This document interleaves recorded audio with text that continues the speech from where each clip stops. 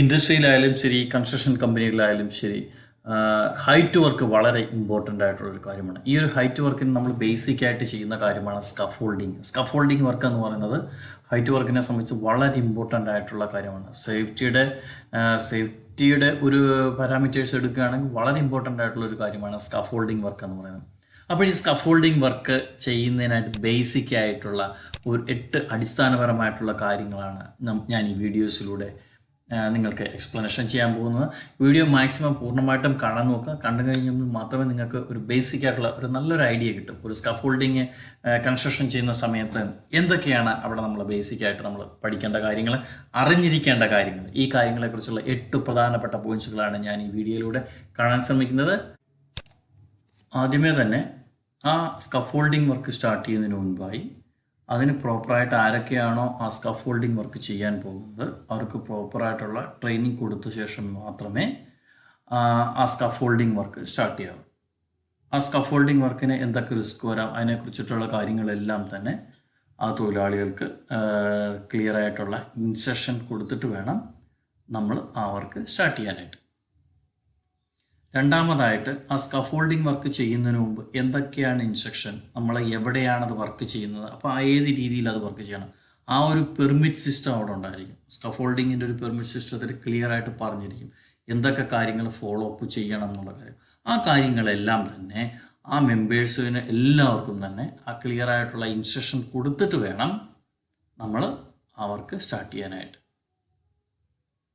മൂന്നാമത്തെ ഒരു കാര്യമാണ് നമ്മൾ ഇൻസ്പെക്റ്റ് ചെയ്യുക. സ്കഫോൾഡിങ്ങിനുള്ള പ്രോപ്പറായിട്ടുള്ള മെറ്റീരിയൽസുകളെല്ലാം തന്നെ ക്ലിയർ ആണോ, ആ സ്കഫോൾഡിങ് കറക്റ്റായിട്ട് ഉണ്ടാക്കുന്നതിന് വേണ്ടിയിട്ടുള്ള എല്ലാ കാര്യങ്ങളും ക്ലിയർ ആണോ, സ്കഫോൾഡിങ് ചെയ്തതിന് ശേഷം ക്ലിയർ ആയിട്ട് സേഫ്റ്റി ഓഫീസർ ഏറ്റവും ഇമ്പോർട്ടൻ്റ് ആണ് എല്ലാ പാർട്സും എല്ലാ പോയിന്റുകളും ക്ലിയർ ആയിട്ട് ചെക്ക് ചെയ്ത് 100% മേളിൽ കയറി വർക്ക് ചെയ്യാം എന്നുള്ളൊരു ഷുവർട്ടി സേഫ്റ്റി ഓഫീസർ കൺഫർമേഷൻ ചെയ്യണം. അതിനുശേഷം നമ്മൾ ആ ഉപയോഗിക്കുന്നതിന് ആവശ്യമായിട്ടുള്ള എക്യുപ്മെൻറ്റുകളെല്ലാം തന്നെ ക്ലിയർ ആയിരിക്കണം. എല്ലാ പ്രോപ്പറായിട്ടുള്ള മെറ്റീരിയലുകൾ കൊണ്ട് മാത്രമേ നമ്മൾ ആ സ്കഫോൾഡിങ് ഉണ്ടാക്കാവുള്ളൂ. അത് ഉണ്ടാക്കുന്ന സമയത്ത് ഏതെങ്കിലും ഒരു മെറ്റീരിയൽസ് ഇല്ലെങ്കിലും ഒരു കാരണവശാലും നമ്മൾ ബൈപ്പാസ് ചെയ്യാൻ ഒരിക്കലും ശ്രമിക്കരുത്. അത് കറക്റ്റായിട്ട് തന്നെ ബിൽഡ് ചെയ്ത് പോകണം. കാര്യം ഇത്രയും ഹൈറ്റിൽ കയറി നമ്മൾ സേഫായിട്ട് വർക്ക് ചെയ്യേണ്ട ഒരു കാര്യമാണത്. എല്ലാ കാര്യങ്ങളും ഓക്കെ, സ്കഫോൾഡിങ് പൂർണ്ണമായിട്ടും ചെയ്തതിന് ശേഷം നമ്മൾ സേഫ്റ്റി ഓഫീസർ ചെക്ക് ചെയ്ത് 100% ഓക്കെ ആണെന്നുണ്ടെങ്കിൽ നമ്മൾ ഗ്രീൻ കളർ ടാഗ് ഇടും. ഗ്രീൻ കളറും റെഡ് കളർ ടാഗും. ഗ്രീൻ കളർ ടാഗ് എന്ന് പറഞ്ഞാൽ safe for use, red colour ആണെങ്കിൽ നോട്ട് സേഫ് ഫോർ യൂസ്. അപ്പോൾ എല്ലാ കാര്യങ്ങളും ചെക്ക് ചെയ്തു സേഫ്റ്റി ഓഫീസർ, ഇതൊക്കെ വെരി ഗുഡ് കണ്ടീഷനാണ്, വർക്ക് ചെയ്യാൻ പറ്റുന്ന സാഹചര്യമാണ്. ഗ്രീൻ കളർ ടാഗ് ഇട്ട് നമ്മളത് സേഫ് ആയെന്നുള്ളവരെ അറിയിക്കുന്നു. അതിനുശേഷമാണ് കൺസിഡർ ദ ഹസാർഡ്. നമ്മൾ ആ സ്കഫോൾഡിങ് ചെയ്യുന്ന സമയത്ത് എവിടെയാണ് വർക്ക് ചെയ്യുന്നത്, ചിലപ്പോൾ നമ്മൾ ഹൈറ്റിൽ ഇലക്ട്രിക്കൽ കേബിൾ എന്തെങ്കിലും പോകുന്നുണ്ടായിരിക്കാം, ഇല്ലെങ്കിൽ സൈഡിൽ എന്തെങ്കിലും മെഷീനറി ഉണ്ടായിരിക്കാം. അപ്പോൾ ഇങ്ങനെയുള്ള ഹസാർഡുകൾ കാര്യങ്ങളെല്ലാം തന്നെ നമ്മുടെ മെമ്പേഴ്സിന് ക്ലിയർ ആയിരിക്കണം. നമ്മളും ആ ഒരു ഹസാർഡിനെ കൺസിഡർ ചെയ്ത് വേണം തന്നെ ഓരോ സ്കഫോൾഡിങ് ചെയ്യാനായിട്ട്. സ്കഫോൾഡിങ് വർക്ക് ചെയ്യുന്ന സമയത്ത് തീർച്ചയായിട്ടും ഇതുപോലെയുള്ള കൺജസ്റ്റഡ് ഏരിയയിലെല്ലാം ഹസാർഡിനുള്ള സാധ്യതകളുണ്ട്. അടുത്ത ഇമ്പോർട്ടൻ്റ് ആയിട്ടുള്ള കാര്യമാണ് മൈൻഡ് ലോഡ് ലിമിറ്റ്സ്. നമ്മൾ ആ സ്കഫോൾഡിങ് ചെയ്തു, ആ സ്കഫോൾഡിങ്ങിൻ്റെ മേളിൽ കയറി എത്ര പേര് വർക്ക് ചെയ്യണം, എന്താണ് വർക്ക് ചെയ്യണം എന്ന് മുൻകൂട്ടി ആ ഒരു സ്കഫോൾഡർ അല്ലെങ്കിൽ സേഫ്റ്റി ഓഫീസർ ക്ലിയർ ആയിട്ട് അറിഞ്ഞ ശേഷം വേണം നമ്മൾ സ്കഫോൾഡിങ് ഉണ്ടാക്കാനായിട്ട്. കാര്യം മുകളിൽ ചിലപ്പോൾ 10 പേര് കയറേണ്ടതാണെന്നെങ്കിൽ ആ രീതിയിലുള്ള സ്കഫോൾഡ് വേണം അവിടെ ചെയ്യാനായിട്ട്. അപ്പോൾ ലോഡ് കാൽക്കുലേഷനും ലോഡ് എന്തുമാത്രം വരാൻ സാഹചര്യമുണ്ട് എന്നുള്ള കാര്യങ്ങളെ കുറിച്ചിട്ടൊക്കെ ക്ലിയർ ആക്കിയ ശേഷം വേണം സ്കഫോൾഡ് ചെയ്യാനായിട്ട്. വളരെ ഇമ്പോർട്ടൻ്റ് ആയിട്ടുള്ള ഒരു കാര്യമാണ്. ഈ സ്കഫോൾഡിങ് ചെയ്തു വെച്ചിരിക്കുന്ന സ്ഥലത്ത് വെഹിക്കിൾസ്, ഹെവി എക്യുപ്മെൻറ്റുകൾ ഒന്നും തന്നെ മാക്സിമം കൊണ്ടുവരാതിരിക്കാൻ ശ്രമിക്കുക. അഥവാ വരുവാണെങ്കിൽ തന്നെ ആ ഏരിയ, നമ്മൾ സ്കഫോൾഡിങ്ങിൻ്റെ ഏരിയ ഹാഡ് ബാരിക്കേഷൻ ചെയ്ത് ക്ലിയർ ആക്കി വെച്ചിരിക്കണം. കാര്യം ഒരു കാരണവശാലും വെഹിക്കിൾ ഹിറ്റ്, ഇഞ്ചുറി അങ്ങനെയുള്ള ഇഷ്യൂസൊക്കെ വരാൻ സാധ്യതയുണ്ട്. ഇനി നമുക്ക് ആ സ്കഫോൾഡിങ് മുഴുവനായിട്ടൊന്ന് കണ്ടു നോക്കാം. എല്ലാം പെർഫെക്റ്റ് ആയിട്ട് ചെയ്ത ഒരു സ്കഫോൾഡിങ്ങിൽ കയറി ആളുകൾ വർക്ക് ചെയ്യുന്ന ഒരു വിഷ്വലാണ് നമ്മൾ കാണുന്നത്. നോക്കിയേ, മിഡ് റെയിലുണ്ട്, ഇവിടെ ഹാൻഡ് റെയിലുണ്ട്, ഹാൻഡ് റെയിലാണ് ഈ കാണിക്കുന്നത്.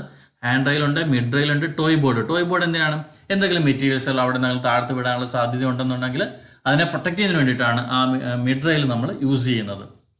അതിനുശേഷം നോക്കിയാൽ എല്ലാ ഡോക്യുമെൻറ്റുകളും ഉണ്ട്. പെർമിറ്റ് ഉണ്ട്, സ്കഫോൾഡിങ്ങിൽ എന്തൊക്കെ, ഈ സ്കഫോൾഡിങ് കയറി വർക്ക് ചെയ്യുന്നതിന് എന്തൊക്കെ കാര്യങ്ങളുണ്ട്, ടാഗ് ഉണ്ട്, ടാഗ് അവിടെ ഇട്ടിട്ടുണ്ട്, ഗ്രീൻ കളർ ടാഗ് ഉണ്ട്.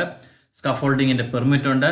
ഈ സ്കഫോൾഡിങ് കയറുന്ന സമയത്ത് സേഫ്റ്റി ബെൽറ്റ് ഉപയോഗിക്കണം, സേഫ്റ്റി വാർണിങ്, എല്ലാ ഇൻസ്ട്രക്ഷൻ കാര്യങ്ങളെല്ലാം ചെയ്ത് പെർഫെക്റ്റ് ആക്കി വെച്ചിരിക്കുന്ന ഒരു സ്കഫോൾഡിൽ കയറി വർക്ക് ചെയ്യുന്നു. സൂപ്പർവൈസർ അത് മോണിറ്റർ ചെയ്യുന്നുമുണ്ട്.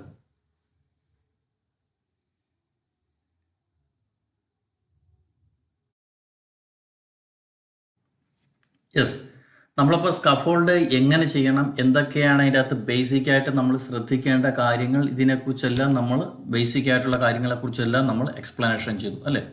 പക്ഷേ ആ സ്കഫോൾഡിങ് വർക്ക് ചെയ്യുന്നതിന് മുൻപ് തന്നെ അതിനൊരു പെർമിറ്റ് ഉണ്ട്. ആ പെർമിറ്റ് നമ്മൾ മേലധികാരികളുടെ നിന്ന് മേടിക്കുകയും അതുപോലെ തന്നെ ആ പെർമിറ്റിൽ എന്തൊക്കെയാണോ ഉൾക്കൊള്ളിച്ചിരിക്കുന്നത്, സേഫ്റ്റി റിലേറ്റഡ് ആയിട്ട് എന്തൊക്കെ ചെയ്യണം, ആ കാര്യങ്ങളെല്ലാം തന്നെ നമ്മൾ ഫോളോ അപ്പ് ചെയ്യുന്നുണ്ടോ എന്നുള്ളതാണ്. അപ്പോൾ നമുക്ക് ആ പെർമിറ്റിലേക്ക് ഒന്ന് നോക്കാം. സ്കഫോൾഡിങ് പെർമിറ്റ് എടുത്തു കഴിഞ്ഞാൽ നമ്മൾ ബേസിക് ആയിട്ടുള്ള ഇൻഫർമേഷൻ എന്താണ്, ആരാണ് കോൺട്രാക്ടർ, എവിടെയാണ് വർക്ക് നടത്തുന്നത്, എന്ത് ആവശ്യത്തിനാണ് നിങ്ങളത് സ്കഫോൾഡിങ് ചെയ്യുന്നതെന്നുള്ളത് നോക്കുക. ഡേറ്റ് ഓഫ് കമൻസ്മെൻറ്റ് എന്ന് തൊട്ട് എന്ന് വരെയാണ്.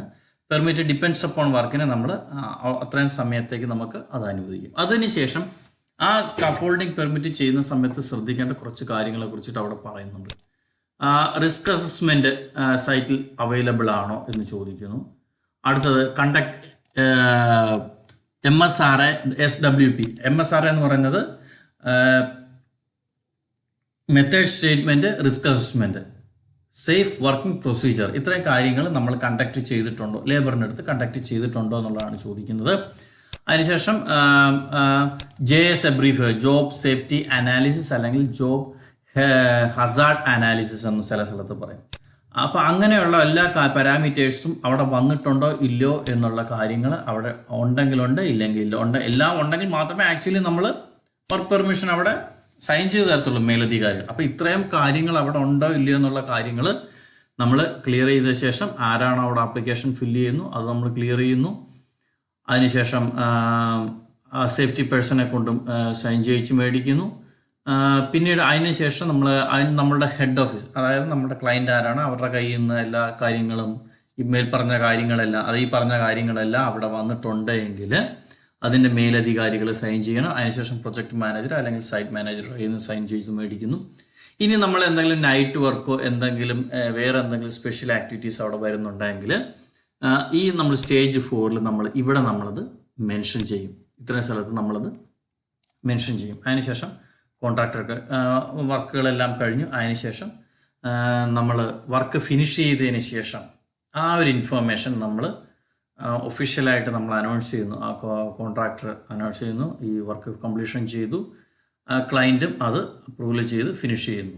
അപ്പോൾ ഇത്രയും കാര്യങ്ങൾ ബേസിക് ആയിട്ടുള്ള ഇത്രയും കാര്യങ്ങൾ സ്കഫോൾഡിങ്ങിൻ്റെ കേസിൽ മാത്രമാണ്. അപ്പോൾ ഇനി സ്കഫോൾഡിങ്ങിൽ കയറി മുകളിൽ കയറി വർക്ക് ചെയ്യുന്നതിന് ഹൈറ്റ് വർക്ക് പെർമിറ്റ് ഉണ്ട്, അത് വേറെയാണ്. അത് നമ്മൾ വേറൊരു വീഡിയോ നമ്മൾ എക്സ്പ്ലനേഷൻ ചെയ്തിട്ടുണ്ട്. അപ്പോൾ സ്കഫോൾഡിങ്ങിൻ്റെ ബേസിക് പെർമിറ്റിൻ്റെ ഒരു മോഡലാണ് കാണിച്ചിരിക്കുന്നത്. അപ്പോൾ ഇത്രയും കാര്യങ്ങളൊക്കെ ബേസിക് പാരാമീറ്റേഴ്സ് അവിടെ ഉണ്ടെങ്കിൽ മാത്രമേ സ്കഫോൾഡിങ് പെർമിറ്റ് അനുവദിക്കത്തുള്ളൂ.